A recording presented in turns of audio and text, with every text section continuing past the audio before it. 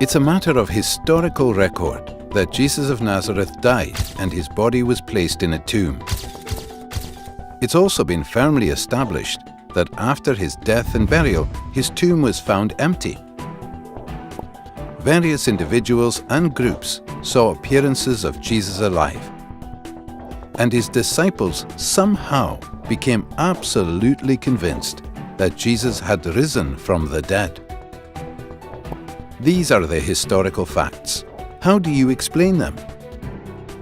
Down through history, various naturalistic explanations have been offered to explain away these facts. Let's examine the four most popular ones. First, the conspiracy theory. According to this view, the disciples faked the resurrection. They stole Jesus' body from the tomb and then lied about seeing Jesus alive, thereby perpetrating the greatest hoax of all time. However, this theory faces overwhelming objections. It's hopelessly anachronistic.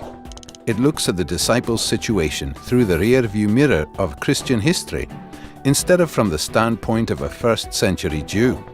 Jews had no concept of a Messiah who would be defeated and executed by Israel's enemies, much less rise from the dead. In Jewish thinking, the resurrection of the dead was a general event that takes place only after the end of the world and has no connection at all with the Messiah. The conspiracy theory also fails to address the disciples' obvious sincerity. People don't willingly die for something they know is not true. An honest reading of the New Testament makes it clear. These people sincerely believed the message they proclaimed and were willing to die for. For these and other reasons, no scholar defends the conspiracy theory today. A second attempt to explain the facts is the apparent death theory. Jesus didn't really die. He revived in the tomb, somehow escaped, and managed to convince his disciples he was risen from the dead. This theory also faces insurmountable obstacles. First, it's medically impossible. The Roman executioners were professionals. They knew what they were doing and made sure their victims were dead before taken down. Moreover, Jesus was tortured so extensively that even if he was taken down alive, he would have died in the sealed tomb. Second, this theory is wildly implausible.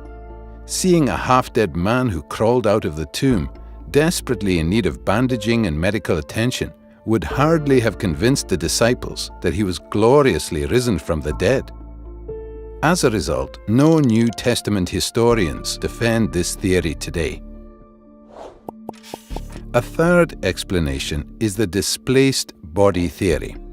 Perhaps Joseph of Arimathea placed Jesus' body in his tomb temporarily because it was convenient. But later, he moved the corpse to a criminal's common graveyard. So, when the disciples visited the first tomb and found it empty, they concluded that Jesus must have risen from the dead. Once again, this theory cannot make sense of the facts.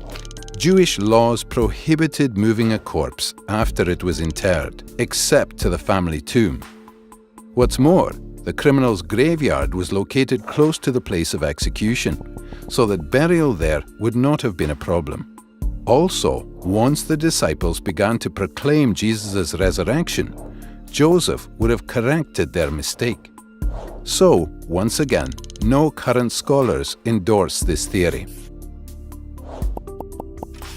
Finally, the hallucination theory. The disciples didn't really see Jesus, but just imagined that he appeared before them. They were all hallucinating. This theory also faces considerable problems. First, Jesus appeared not just one time, but many times. Not just in one place, but in different places.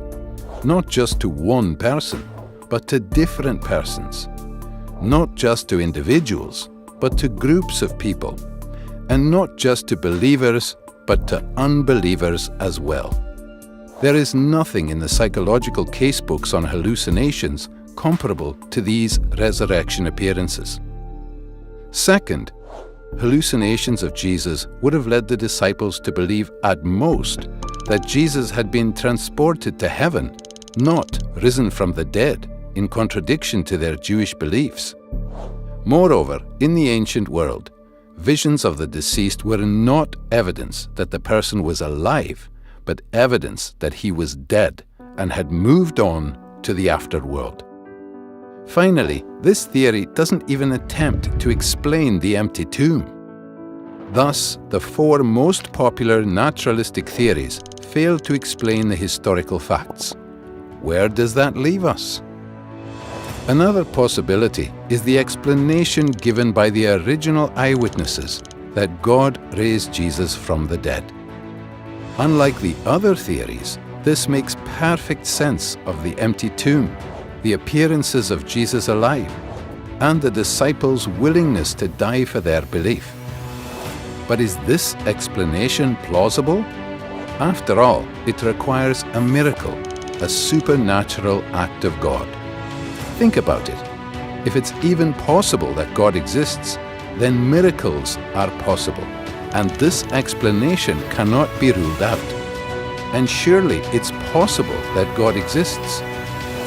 So how do you explain the resurrection?